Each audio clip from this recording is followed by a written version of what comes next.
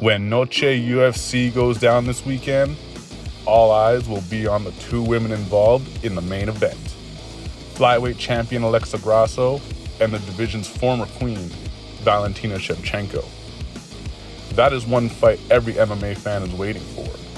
But this card also features a number of intriguing and somewhat underrated matchups.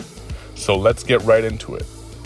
These are the 3 must-see fights for the prelims at NOCHE UFC. Must-see fight number 1, Lupita Godinez versus Elise Reed.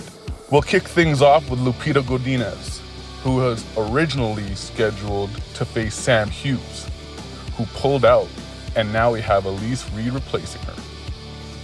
The fight is still a very entertaining one. Godinez is a fighter through and through. She has competed 8 times since signing with the UFC in 2021. She currently holds a record of 5 wins and 3 losses, with her most recent win coming against Emily Ducote.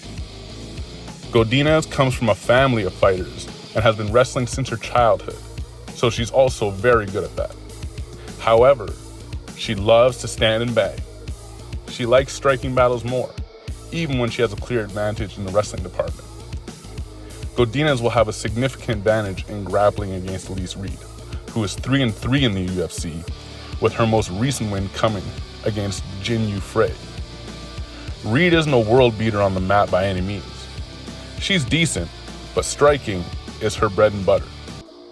As long as the fight stays on the feet, she will have a very slight edge, or it'll either be a very competitive matchup. If the fight hits the mat, Godinez will be in the driver's seat. She has more ways to win this fight, and she should make that to her advantage.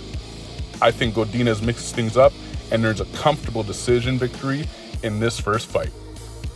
Must-see fight number 2, Tracy Cortez versus Jasmine Jasudavicius.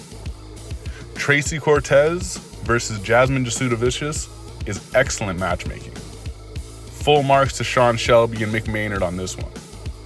The reason why I say that is because both fighters are exceptional prospects with nice-looking MMA records. Cortez is 10-1 as a professional. She has fought in the UFC 4 times with just as many wins.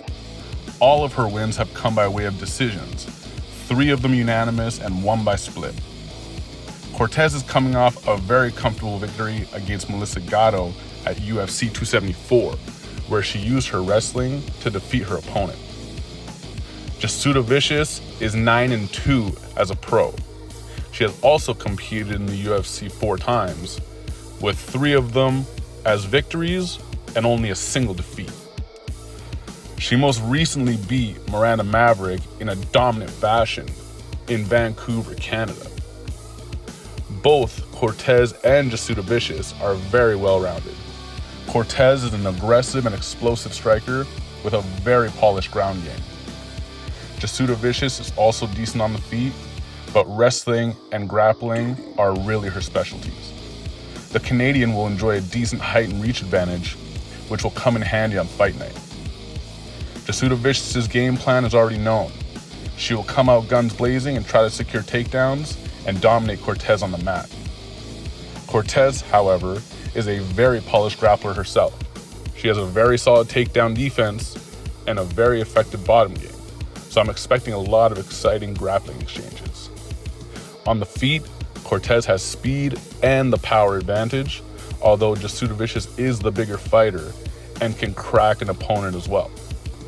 All in all, this will be a very close fight, but I think Cortez will inch out a victory by either unanimous or split decision. Must-see fight number 3, Roman Kopylov versus Josh Friend.